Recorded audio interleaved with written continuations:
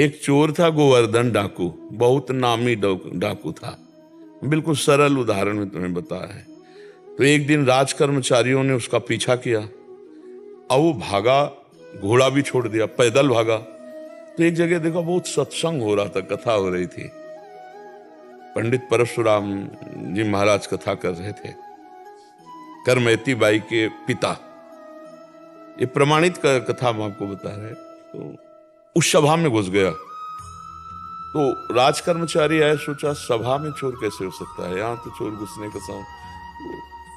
अब उसको पाया ही नहीं।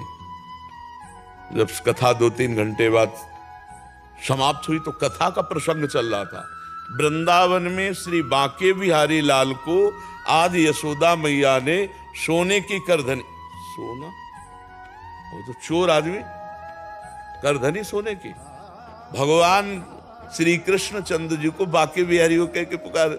8 वर्ष की अवस्था है, मैया ने सोने की लकुट दी, सोने का। अरे इतना माल एक ना साधारण, और गाय चराने अपने सखाओं के साथ जा रहे हैं। कथा समाप्त हुई, नजदीक पहुंचा, चाकू निकाली, पंडित परशुराम जी के गले में लगाई।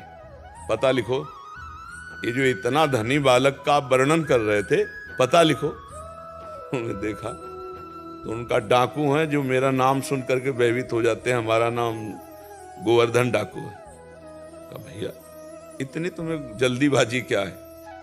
बोले पता लिखो। केवल कहा?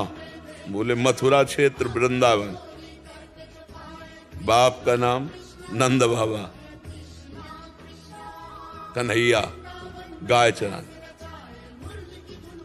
पर सुनो, ये तुम्हारे जैसे डाकू उसको चोरी नहीं कर सकते, बहुत नटनागर, बहुत प्रवीण बालक है वो। तो उन्होंने कहा तुम हमको ऐसा समझते हो, अकेले अकेले राजाओं के महलों को लूट लिया है। बोले फिर भी नहीं लूट सकते, बहुत प्रवीण है। तो उनका कसम खाता हूं, जब तक उसे लूट नहीं लूंगा तब तक पानी नहीं पीऊंगा। परशुराम जी ने सोचा भगवान की अपार कृपा इसके ऊपर, पता नहीं क्या लीला होने वाली इसके ऊपर। उन्होंने कहा सुनो, हमारी तरफ से माखन मिश्री ले लो, जब तुम्हारा बस ना चले तब माखन मिश्री उसे खवा देना। हाँ ये बात भी ठीक है, बच्चा है, फुसला के काम चल जाए तो मारना काहे को पड़ेगा। माखन मिश्री फेट में बांधी और कहा कसम खाता हूं जब तक उसे लूट नहीं लूंगा तब तक मैं पानी नहीं पीऊंगा। पर नाम क्या बताया तुमने? इतना बड़ा नाम तो। बोले श्याम सुंदर। श्याम सुंदर, श्याम सुंदर, वृंदावन, गाय चराना, श्याम सुंदर। अब भगवान का चिंतन बनने लगा। देखो चिंतन बनने लगा। अब वो पैदल चल करके आया। अब एकांत में जहां गाय चरते तो पूछते श्याम सुंदर की गौएं कौन है? बोले सब हैं, ये ब्रजमंडल है, हर गौशाला भगवान के नाम की है। नहीं, बोले वो जो यशोदा मैया ने श्रृंगार करके चराने में, बोले वो तो कथा में लिखा है, प्रगट में थोड़ी अब रह गया। अरे बोले नहीं, पंडित जी झूठ नहीं बोल सकते। हम लोग चोर डाकू झूठ बोल सकते हैं, पंडित थोड़ी झूठ बोल सकते हैं। भगवान तो है ना, वो अपने भगवान को मतलब श्याम सुंदर है ना।